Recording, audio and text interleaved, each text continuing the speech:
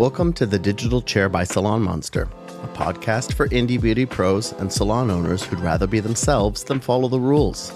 I'm your host, Liam, and this week we'll be listening to a recording my co-founder Stephen and I did back in April with Samuel Bligh, owner and operator of Proper Hair Salon.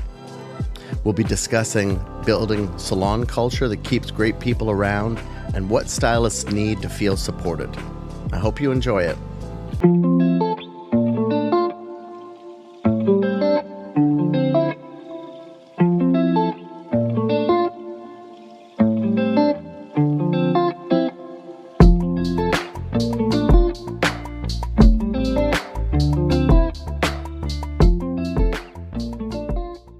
My name is Sam Bligh, and I own Proper Hair Salon. And I've been in the industry since 2004, so 22 years. Hey, and always in Vancouver? And always in Vancouver. Nice.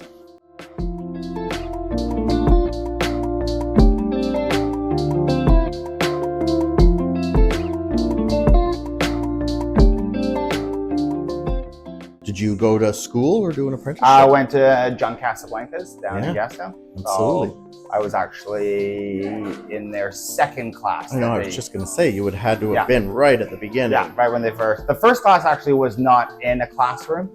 So they were in a classroom, not in a salon. So the first one that I was in the salon, and then I got a job working with Axis, who ran the program right away. So that's right, it was Axis. So was it Foster? Foster Easton? Yeah. Yeah. Absolutely. And Renee, I don't know what Renee's last name is, but they still own it, but they just have the one location now. Yeah, it's just off Granville? Or No. just off Broadway, sorry, closer to Canby? Am I right? No, they're all gone. The only one he bought the building, it's on like Pender and Cole Harbor. Okay, Yeah. I'm gonna have to go look. Yeah. There was one on Broadway, and then there was one on Georgia, that's where I worked, and then there was one in Sinclair Center.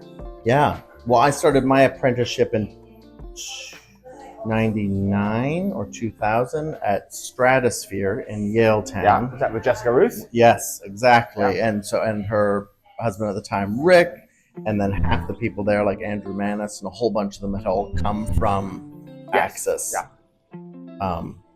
Yeah. Right. So we still see Jessica Ruth all the time because she's the Davines. Yeah. She's amazing. Yeah. One of the smartest people that I've ever met in my life. That's awesome. Okay, so when did you how long were you at Axis for? Just like a year and a half. Yeah. And then a few people left Axis. Yep. As they do. And then I went and worked at a salon called Briley's. Yep. Which was one of the first Davines salons in Vancouver. So, and that was just when West Coast Beauty was launching it in 2006. Yeah. Awesome. Yeah. So even before Jessica Ruth. Yes. Yeah. No, she still would have been. Yeah, I think she's still Stratosphere at that point. Yeah. And so when did you go independent? So you wouldn't have been independent at Axis, obviously. No. I was in the hair business for about 10 years. So I was working under another guy named Cam. Yep. He opened up the salon on Robson, then he moved it into Kits. And kind of around that 10-year mark, I was actually educating for Davines, again, before Jessica. I was with Paula, what's her name? And you know what, I think when you just go into a bunch of different salons and you see how they're all doing it, even though I loved where I was, you just become aware of a bigger world out there. Yeah. And you just kind of get the idea, you're like, hey, I think I can do this and do it pretty well. And I just started looking.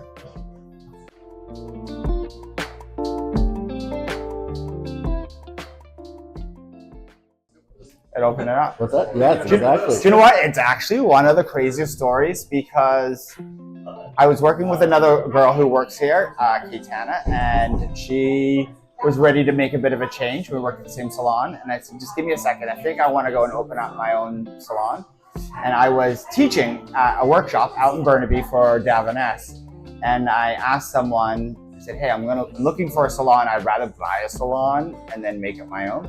And he's like, you wouldn't believe this, but there's a guy, Leonardo David, in the classroom right next to you, who just told me this morning he wants to sell his salon. And so it was like the first time I'd said it out loud to anyone. It was on that day. I went and met him on my lunch break, and I think like by the end of that day, it was like a handshake done, and I had bought his spot up on Dunsmuir. So Dunsmuir, yeah. It felt like it was, and he was great. I don't even think I had any money, so I just had a vision that I wanted to do it, and he made it happen for me. So really lucky that way. Yeah, that's amazing. He did products. Does he still do products? Yeah, so he owns his own line. He shifted into that? Yeah, so he shifted into David is his product line. So yeah, he's done well. I mean, I think it's blowing up a lot bigger in the States than it has here in Canada, but his product is kind of a lot more with that kind of ethnic hair type of thing. But he's got some other great products in there. But he's done well. But him and his son are traveling all over. I think I just saw on Instagram this morning some ABS in Chicago that they are working their booth and things like that. Good for them. Yeah, good for them. Love it. So you took over the spot on Dunsmuir 2014. In 2014, was it what you expected it was going to be, or was it what you wanted it to be? I mean, it's hard to know what anything's actually going to feel like. Do you know what? I'm very lucky because it's like it was a great lease that I was buying, so that was like what made it really easy. And then he had a team that worked there. The only thing is that it was pretty dated, and both my dad and my brother are in construction. So like it was literally like a TV show where I think we closed on a Friday, and then we opened 9 days later. And we had done full plumbing, full electrical, ripped out all the floors. It was like every night was till midnight. I even think the last 2 days was like 1, 2 in the morning, and we were opening up at 9. And you don't know how it's going to work, but family, you can tell them, we're not leaving today until this job is done because the next job has to start tomorrow morning. So so I think that part was lucky, and I guess I had 10 years in the industry. I got to come with someone from my other salon, which was Keitana, which definitely helped that transition. And again, Leo was great because when he sold it to me, he stayed on for 6 months. So just rented a chair. So it kind of kept a lot of his staff happy and fluid and things like that with it all. So I felt very lucky that it was a great situation to be in. I mean, yes, being able to purchase an existing salon, and you said all the staff stayed, or most of the staff? Yeah, they all. I mean, at that moment, they all stayed. I mean, over the years, they trickle off and do their own thing. It's the salon industry. Yeah. People come and go, usually in little, either solo or tiny chunks, or big waves, depending on what's going just on. The way it works. Yeah. That's awesome. So what ended up being? You had a ton of luck and things just. Well, and talent, obviously, but you had luck in what you stepped into. But what was the hardest part shifting into running a salon? I think it was just balancing everything. I think that managing people. Yeah, I think that it was a straight away a goal that I had set right when I had started and done the reno and done those things, but it was. I didn't have a front desk, I didn't have a manager or any of those things. And so it was me doing a lot of that back end. And luckily my kids at the time were quite young, so I got away with it. But as they got a little bit older and there was a bit more demand of me needing to be there, it was very clear of having a goal to find someone to help me run the salon. And I think it was in 2018, so I'd been in about 4 years that I had found Lisa, who became our manager of the salon. Amazing. Was that life-altering? Life-altering? Yeah, no, definitely. It's a funny story where I don't think she always loves it, but I found Lisa on a Craigslist ad that I put out there. I don't think it's only problematic depending on the Craigslist ad. It's just a job posting in general. Yeah, but Lisa tells another funny story where I think I was just coming back from the gym and I'd walked into the salon and Keitana was working, and I told Katie that I'm meeting this manager who actually reminded me of my first manager at Axis. and kind of ticked all those boxes and how I was kind of nervous. And I kind of came in just rambling this all off. And then Katie's like, I think she's sitting right over there. And so Lisa had heard all that. And, she says some sweet things that almost in that moment that, she knew it was going to be a right fit. I love it. And I imagine you still continued to work the same amount. You just shifted what you were focusing on, or did you? No. I'm in here bunch, time? but I think it was just balancing. You know what? It gets to a point that that if you want to build your brand, that someone's working on that at the same time. If as you grow and you've got all this staff, it's like they need someone to talk to. Something is going on and things like that. And so if I find myself super busy behind the chair, and then I'm running to my kid's baseball game, as soon as that last client's done, I'm not creating that opportunity for someone to let me know what's going on in their life or in the salon or things like that. So having Lisa and having, a consistent presence in front of our salon when guests walk in and for our staff to come to, I think really is what elevated our salon or kind of took it from the majority of salons to that next level. I think it's, definitely a luxury for salons to have someone who works the front and a friendly smile and things like that. And even if you are able to have that, it's kind of one of those positions that doesn't tend to stay for very long. No. So Lisa's been with us 8 years. So a great consistency, which also kind of shows that the majority of our staff since Lisa's been here has barely even changed whatsoever. So that's amazing. She's done some good things for our team. She's brought in benefits, and she's brought in a lot of other programs and training and things like that helps them all kind of see this more as a career working inside of our salon versus just a job. Way less common in hair salons when it's just a bunch of service industry people trying to figure it out. For sure. Yeah, I love it. So if you went back in time and talked to yourself at the beginning of, let's take just before self-employment, like before you decided to look for a shop, what would you tell yourself? Would you do anything differently, or would you give yourself advice?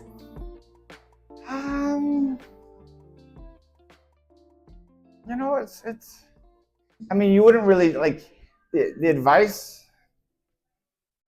Again, I feel that I have been one of those, even finding this place, like I've jumped without ever really knowing where I'm landing. Yeah. And I've just so I just know that it's going to work out. Yeah. I always kind of say that it always works out in the end, and if it hasn't worked out, it's not the end. Yeah. So that's kind of my motto when it kind of comes out. So I don't know if I would tell myself anything except maybe just enjoy the process. Yeah. Like there's definitely been some stressful moments, but enjoying them. And I think in the beginning part of it, I don't know how much making your team feel appreciated, and I think that's part of the thing I tell myself. I would tell them, like, there are moments that I have learned that giving them a clean, professional place isn't sometimes just enough. Like, you have to make a connection with your team. That's kind of what, it's kind of like in hairdressing. It's like, you can get great haircuts anywhere. So it is a matter of making your client feel special when they're sitting in your chair. And it kind of goes the same with working with your team, that they can go and work in any salon. I mean, it's a mirror and a chair and things like that. But if you can make that connection with them, then they'll stay for a long time. Yeah. Yeah.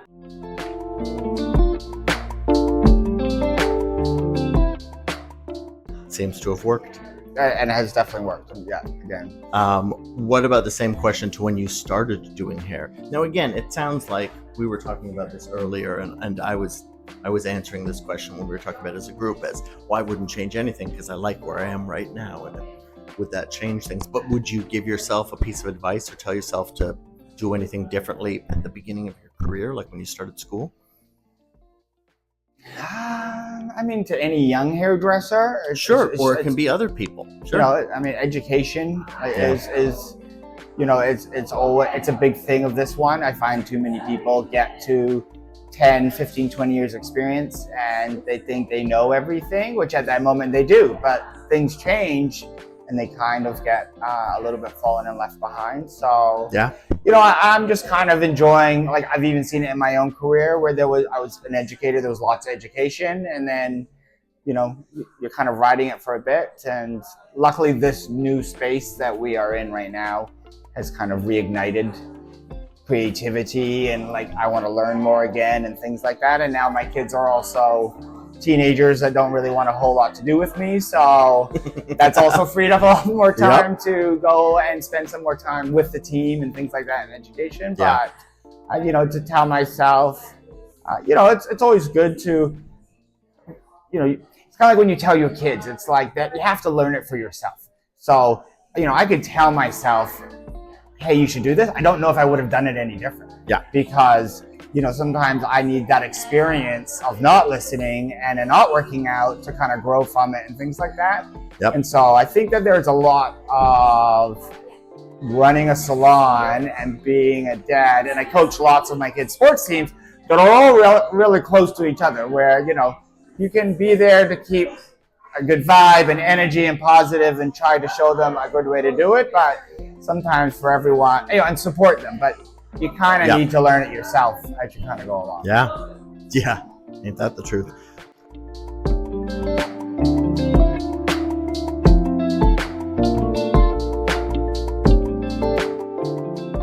Okay, and so the shift from the Dunsmuir space to this one, was that just honestly, lease was up, or the lease was up, but this place had been on the market already for like 6 months, and I had a great lease at the last place because I had the first one from the last guy, and then in 2020 it was up, so I got to sign another great lease because they wanted me to stay.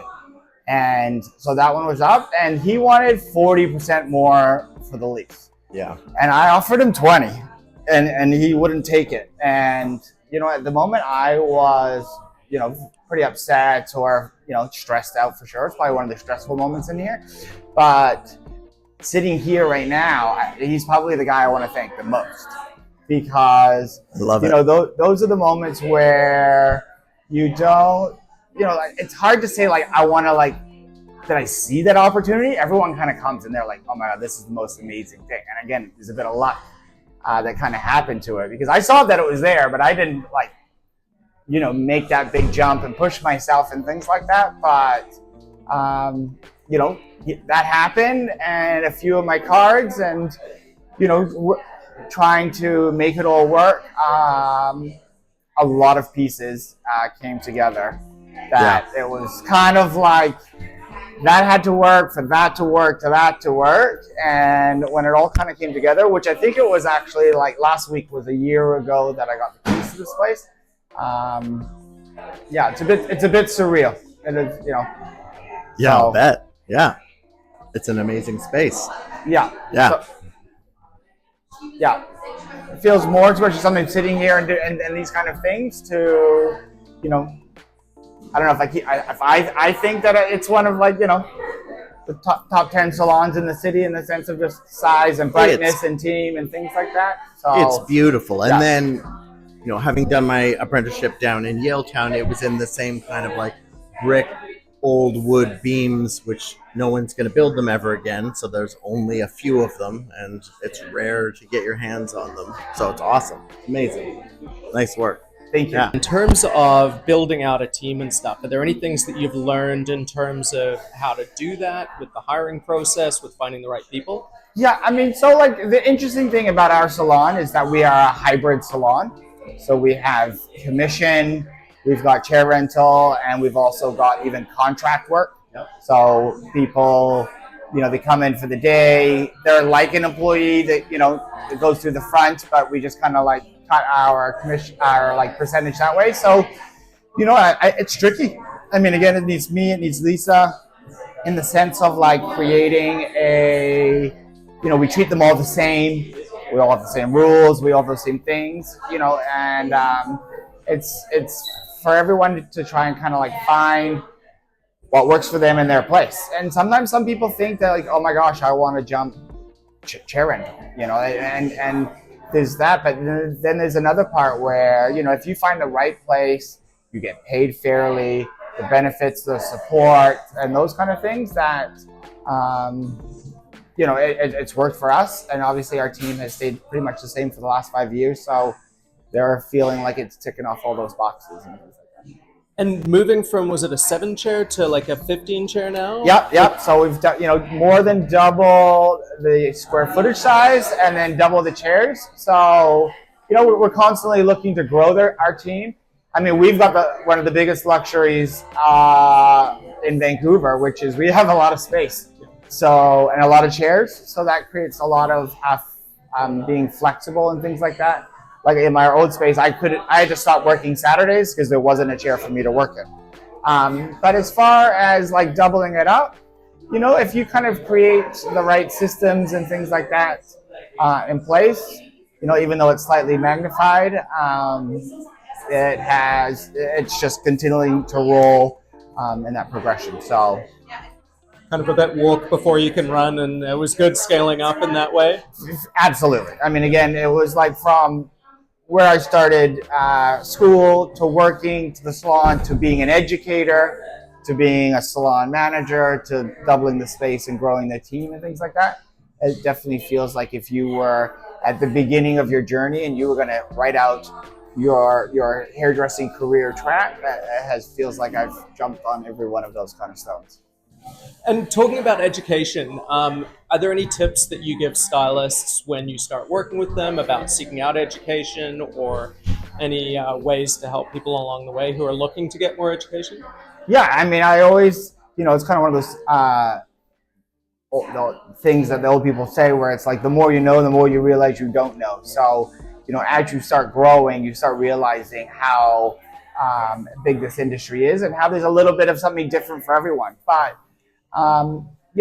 pushing for continuous education and building your skills. But then at the same time, when it comes to clients, it's like, when you do hair, it's kind of like art, and not everyone's going to like your art. But, you just got to know that, that's your art and you will find people like that. So as long as you, continue, knowing who you are and being true to your craft and continuing that education, you're going to come across some people that, hey, it's not for them or it doesn't quite work for them that way, and that's okay. I think that's the biggest thing that I try to help the young ones coming and joining our team. Are there any education resources that you're really loving right now? Or? I mean, our brand is Davines, so that's our main thing. So they've always got a great online platform. But, at the same time, I don't want, we kind of like watch and see how much education do I give you and you go and do, and how much do you find yourself? That's the part that I'm watching to see the initiative. So whether it's from things from social media, behind the chair, all those kind of things, did you find a cool class that you come and tell the other people in our salon about versus our manager who's constantly finding them, putting them on the salon group chat and sees who goes. So looking for some initiative when it comes to that way, but having a great team and a great group chat and things like that, everybody seems to be up to date. It's not like someone went to a class on Sunday and everyone's like, oh, I didn't know about that. Everyone is in the loop for sure. And for you, in terms of when you're working with clients, how do you manage your creativity with working with like client wants and needs?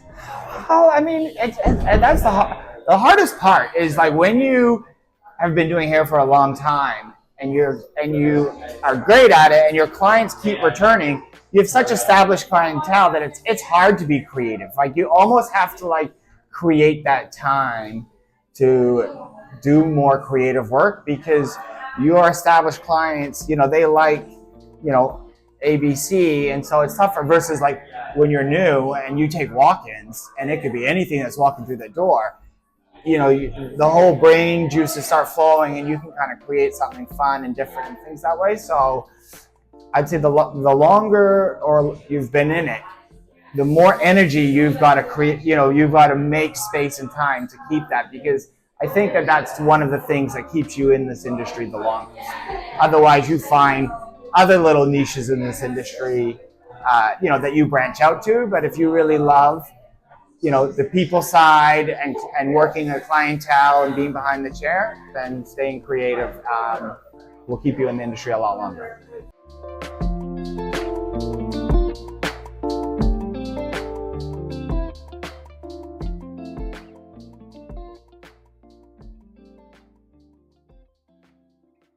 And for you, did you have any key mentors through your career, or anyone you wanted to give a shout out to? I mean, you know, in the beginning, there's people in the hair industry. I mean, Foster Easton was my first salon owner at Axis. I mean, Renee was the manager there, who I absolutely love. Cam was one of the first ones who put me on to Davines. I mean, Ro at West Coast Beauty, Jessica Ruth. These are all people who, along my journey, that have helped and support, you know, and you can kind of take those risks when you kind of feel like there's, you know, a good team around you. But yeah, I mean, you know, and there's other people outside of the industry, and it's just how they do business and work and things like that have also been very inspirational. And is there anything that like really surprised you about the hair industry as you moved into it more? Anything that was like you didn't really expect? I mean, I don't know if at 22 years I would still love coming to work as much as I did on day one, kind of thing. So, you know, some people it can get a bit tiresome, but you know, whether it's the team or the space or things like that, if all those boxes kind of get ticked, yeah, no, I absolutely love coming to work. I don't think that I would have quite expected that much joy and excitement being here, and being a part of a team that, you know, truly inspires and cares for each other and things like that. Yeah, yeah. And it sounds like you've had the support of a lot of community from like your family building out salons and stuff, working up through the Vancouver industry. How much is community being part of? I mean, community is one of our biggest words that we talk all the time about in our staff meetings and different things like that. I mean, so again, it's supporting each other in their different worlds and events and things like that. You know, we have different events where we bring our communities into this and kind of like cross, you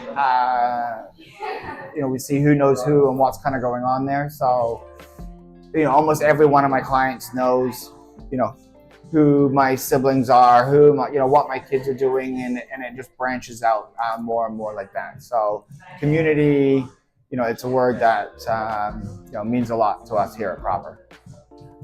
Love it. Did you have anything? No. So I hope you don't mind if we ask a couple of slightly more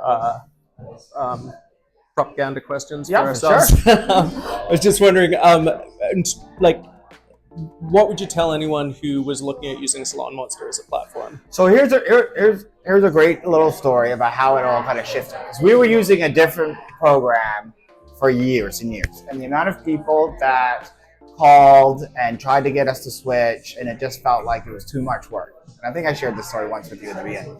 And someone did their research and came into our old location and said, hey, I went online and I saw that you use brand X, and it's an American brand and only hire American employees, everyone who you deal with. Would you be interested in using a Canadian brand? And so it just sat different. It was the amount of times that people said, hey, do you want to switch? And I'm like, no, that's too much work. But someone who just literally maybe spent 20 seconds outside my salon, figured out what I was using and asked me, is that the choice that I want to make for our salon? And I'm like, no, that's not. And so, you know, all of a sudden things started ticking in our head and so on. The one that came in and did it was not the one we ended up using, because they were in too early stages of things, but it was a great different approach and just planted the seed. And so, but immediately now that seed was planted, we were looking for another great local brand to align with, and salonMonster was the clear choice for us on that. We're so grateful to have the chance to work with you and the team. That's amazing. Yeah. Did we have any other questions? I don't think so. This has been amazing. Thank you so much for taking the time to sit down with us. We love getting to share these sorts of stories with the rest of our viewers and those in the community. So really appreciate you taking the time to share. Thank you very much. Cheers.